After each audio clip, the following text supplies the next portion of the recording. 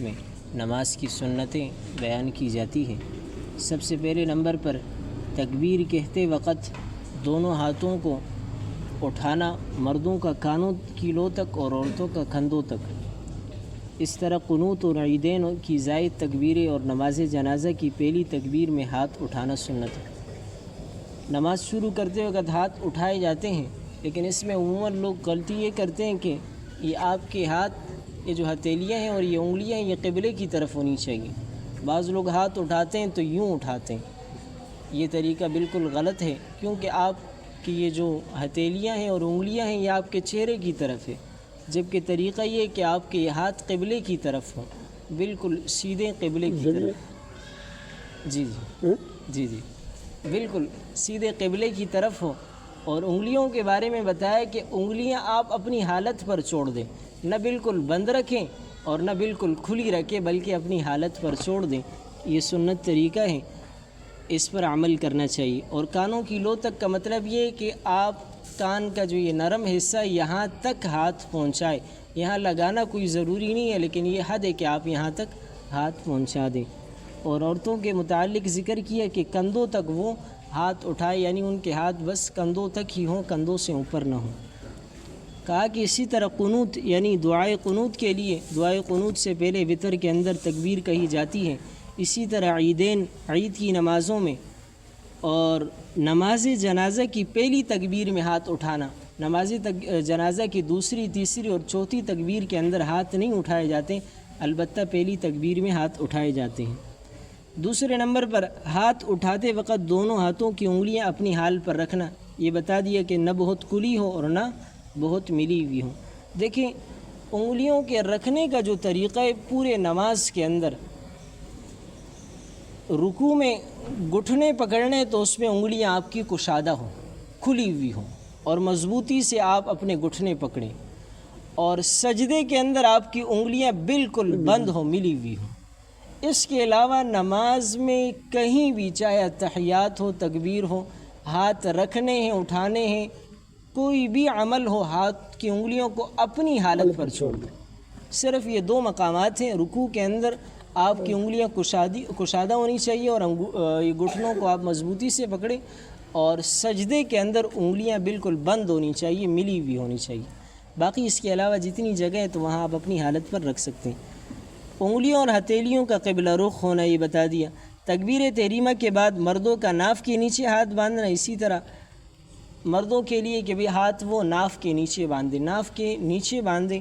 اور طریقہ یہ ہے کہ دیکھیں آپ کے جو یہ ہاتھ کی ہتھیلی ہے، اس ہتھیلی کو آپ اس پشت پر رکھیں اور یہ تین انگلیاں آپ کلائی پر رکھیں اور ان دو انگلیوں کو یوں بند کریں۔ یہ صحیح طریقہ ہے سنت کے مطابق کہ آپ ہتھیلیوں کو یہ جو آپ کی یہ ہتھیلی ہے اس کو یہاں رکھیں اور تین انگلیاں کلائی پر آ جائے گی اور ان دو انگلیوں کا آپ حلقہ بنا دیں۔ یہ صحیح طریقہ ہے، اس پر عمل کرنا چاہیے۔ دیکھیں ہماری نمازیں خراب کہاں سے ہوتی ہیں؟ ہم بچپن کے اندر نماز تو سیکھ لیتے ہیں، قرآن کریم پڑھتے ہوئے، ناظرہ پڑھتے ہوئے، نماز کے کلمات، یہ سب کچھ ہم سیکھ لیتے ہیں، لیکن 15 سال بالغ ہونے کے بعد ہم میں سے کتنے لوگ ہوں گے کہ جو کسی عالم دین کے پاس جا کر، کسی مفتی کے پاس جا کر ان سے کہے کہ میں 30 سال سے 40 سال سے یہ نماز پڑھ رہا ہوں، آیا میرے نماز کے کلمات درست ہے یا نہیں؟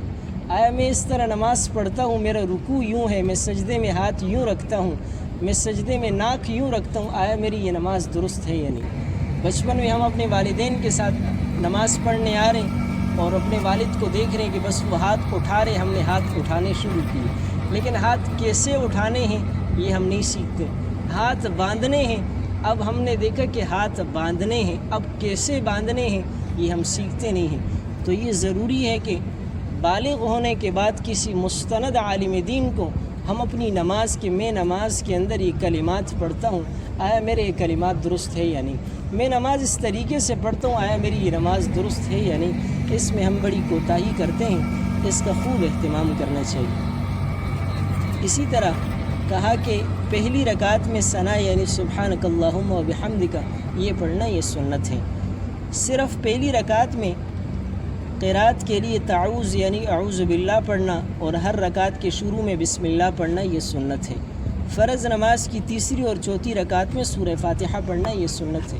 دیکھیں یہ پہلے بھی بتایا تھا، اس میں اکثر لوگ غلطی کرتے ہیں اور پھر پوچھتے ہیں اکثر کہ بھئی ہم امام کے پیچھے جب کبھی آپ نماز پڑھیں پہلی اور دوسری رکعت کے اندر آپ کو قرات بالکل نہیں کرنی، یہ جائز ہی نہیں ہے۔ امام کے پیچھے جب آپ فرض نماز پڑھیں تو پہلی رکعت کے اندر اور دوسری رکعت کے اندر آپ ثنا کے بعد بالکل خاموش رہے، کچھ نہ پڑھیں۔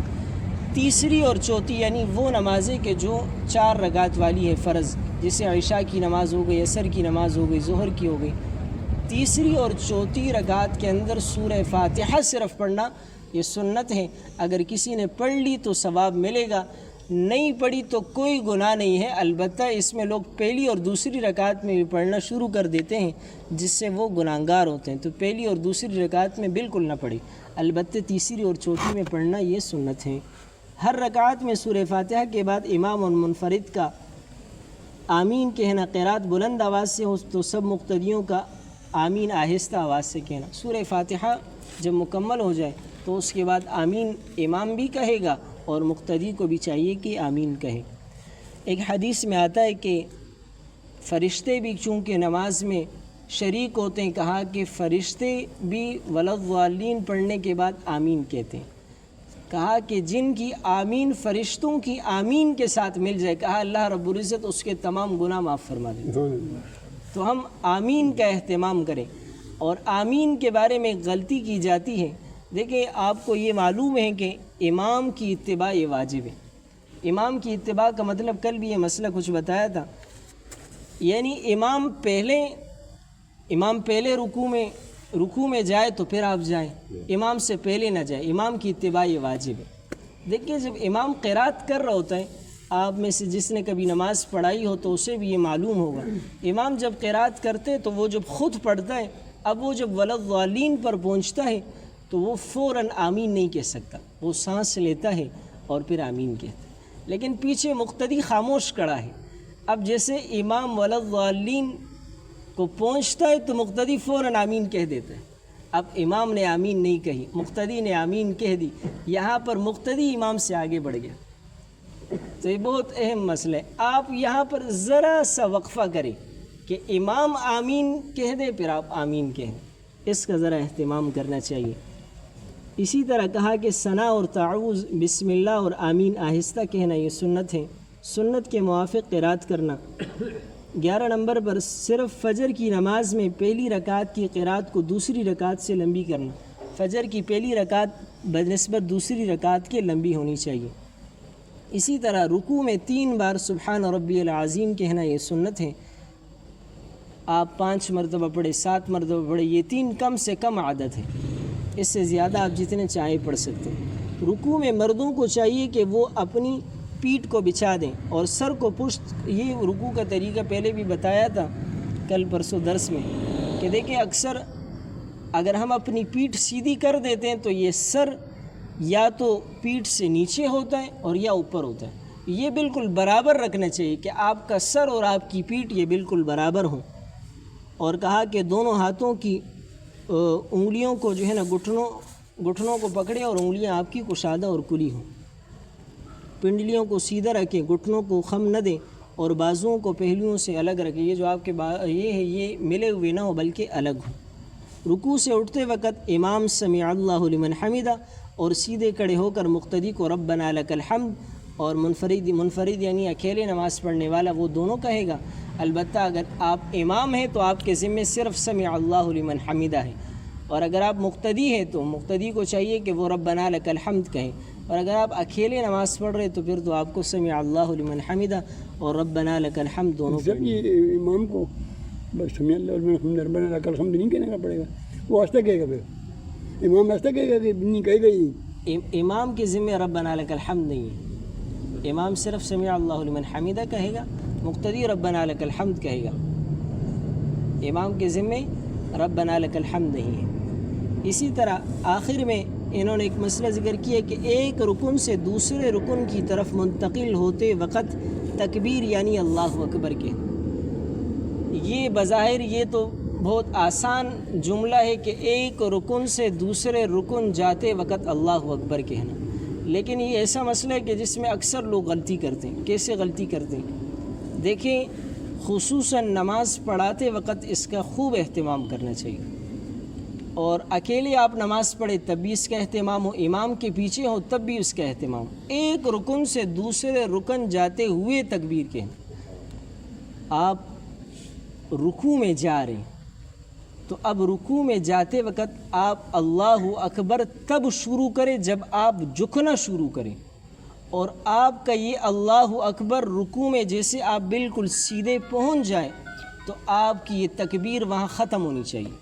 ہم کیا کرتے ہیں، رکوع میں چلے گئے اللہ اکبر کہہ دیا، کھڑے ہو گئے رکوع سے سمع اللہ لمن حمدہ، یہ بالکل غلط. پھر سمع اللہ لمن حمدہ کا فائدہ نہیں رہتا. یہ جو وظیفہ ہے، یعنی یہ جو رکھا گیا اللہ اکبر اور سمع اللہ لمن حمدہ، یہ وہ ایک رکن سے دوسرے رکن کی طرف یہ جو تبدیلی ہے نا، یہ اس کے لیے رکھا گیا. اور اگر آپ رکوع سے بالکل سیدھے کھڑے ہو گئے اور آپ نے پھر کہا سمع اللہ لمن حمدہ، یہ مقام تو ربنا لک الحمد کا ہے، اور یہاں پر آپ سمع اللہ لمن حمدہ کہہ رہے ہیں. تو جو مقام سمع اللہ لمن حمدہ کا تھا وہاں آپ نے کچھ نہیں پڑھا، اور جو مقام ربنا لک الحمد کا ہے وہاں آپ سمع اللہ لمن حمدہ پڑھ رہے ہیں. تو یہ بالکل غلط ہے. آپ جیسے ہی اسی طرح سجدے میں جاتے وقت جیسے ہی آپ کا سر سجدے میں پہنچ جائے آپ کی تکبیر ختم ہونی چاہیے. آپ سجدے میں پھر اللہ اکبر نہ کہیں. اسی طرح جیسے ہی آپ سجدے سے سر اٹھانا شروع کریں آپ کی تکبیر شروع ہونی چاہیے، چاہے وہ امام ہو، چاہے وہ مقتدی ہو، چاہے وہ منفرد ہو. اور اکثر طور پر جب اس کا اہتمام نہیں کیا جاتا تو اس سب سے بڑا نقصان اس کا کیا ہوتا ہے، امام رکوع کے اندر ہے اور ایک مقتدی آ رہا ہے نماز میں شریک ہونا چاہتا ہے. اب آپ کو پتہ ہے کہ اگر مقتدی امام کے ساتھ اس رکوع میں شامل ہو جائے تو یہ رکعت اسے مل جاتی ہے، لیکن اگر رکوع نکل گیا تو یہ رکعت نہیں ملتی. اب اگر امام وہ سمع اللہ لمن حمدہ کب کہتا ہے، جب وہ سیدھا کھڑا ہو جاتا ہے. اب آپ مجھے بتائیں کہ ایک شخص آیا نماز میں، جب وہ شریک ہو رہا تھا تو امام سیدھا تو کھڑا ہو گیا لیکن ابھی تک اس نے سمع اللہ لمن حمدہ نہیں پڑھا. آپ امام کے مقتدی امام کے افعال، یہ جو فعل ہے اس کا تابع ہے، الفاظ کا تابع نہیں ہے. اب اگر یہ شخص شریک ہوا ہے تو اس کا رکوع نہیں ہوا، اس کو یہ رکعت نہیں ملی. امام نے سمع اللہ لمن حمدہ کہا نہیں ہے لیکن امام کھڑا ہو چکا ہے. اس لیے اگر امام وہ رکوع سے اٹھتے ہی اگر سمع اللہ شروع کرے گا تو مقتدی فوراً سمجھ جائے گا کہ امام رکوع سے اٹھ چکا ہے. اس سنت پر عمل کرنے کی وجہ سے ایسے کئی مسائل ہیں کہ جس میں پھر غلطی ہو جاتی ہے. اسی لیے اور خصوصاً پھر اللہ اکبر کے اندر، یہ پہلے بھی یہ مسئلہ تفصیل سے بتا چکا ہوں، وقت زیادہ ہوا. اللہ اکبر کے اندر بعض لوگ امام سے پہلے چلے جاتے ہیں. دیکھیں امام سنت طریقہ یہ ہے کہ آپ لفظ اللہ کو ذرا کھینچیں، اللہ اکبر، اکبر کو بالکل نہ کھینچیں. بعض لوگ اکبر کو کھینچتے، اکبار پڑھ لیتے. یہ اکبار جو ہے نا یہ شیطان کا نام ہے اور اکبر میرے اللہ کا نام ہے. تو اگر آپ اکبار پڑھیں گے تو آپ اللہ کا نام نہیں لے رہے بلکہ شیطان کا نام لے رہے، تو آپ کی نماز نہیں ہوگی. تو لفظ اللہ کو کھینچنا چاہیے، اکبر کو بالکل نہیں کھینچنا چاہیے. تو اللہ اکبر. اب امام جب اللہ اکبر کرتا ہے تو لازمی ہے کہ امام ذرا کھینچ کر اللہ اکبر پڑھتا ہے. اب مقتدی اللہ اکبر، اب امام اللہ کھینچ رہا ہے اور مقتدی اکبر بھی پڑھ چکا ہے اور نیت باندھ چکا ہے. یہاں پر یہ مقتدی امام سے پہلے نماز میں شامل ہو گئے. اب امام ابھی تک نماز میں داخل نہیں ہوا، مقتدی داخل ہو گیا. حالانکہ مقتدی تو امام کا تابع ہے. اس کا ذرا خوب اہتمام کرنا چاہیے کہ ہم اللہ اکبر کے اندر جب امام اللہ اکبر پر آئے تو ہم اللہ کہیں. مقتدی امام جب اکبر پر پہنچے تو مقتدی لفظ اللہ کہیں. لیکن اس کے اندر یہ بھی نہ ہو کہ آپ اتنی تاخیر کریں کہ آپ سے تکبیر اولیٰ ہی فوت ہو جائے. جسے نیت کے اندر بعض لوگ الجھ جاتے ہیں کہ بھئی میں نیت کرتا رہوں گا اور اس میں امام وہ تکبیر اولیٰ ان سے فوت ہو جاتی ہے. یہ بھی نہ کرے، لیکن اتنی بھی جلدی نہ کرے کہ امام ابھی نماز میں داخل نہیں ہو اور آپ امام سے پہلے نماز میں داخل ہو چکے ہیں تو آپ کی یہ فرض نماز ہو تو جائے گی، جماعت کا ثواب آپ کو نہیں ملے گا کیونکہ آپ امام کے ساتھ شریک ہی نہیں ہوئے. آپ تو امام سے پہلے نماز میں داخل ہوئے، امام آپ سے بعد میں نماز میں داخل ہو رہے ہیں، فرض نماز آپ کی ہو جائے گی، جماعت کا ثواب نہیں ملے گا، اس لیے اس کا خوب اہتمام کرنا چاہیے۔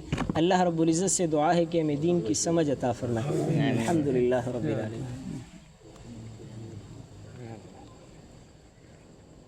برحمتک یا ارحم الراحمین۔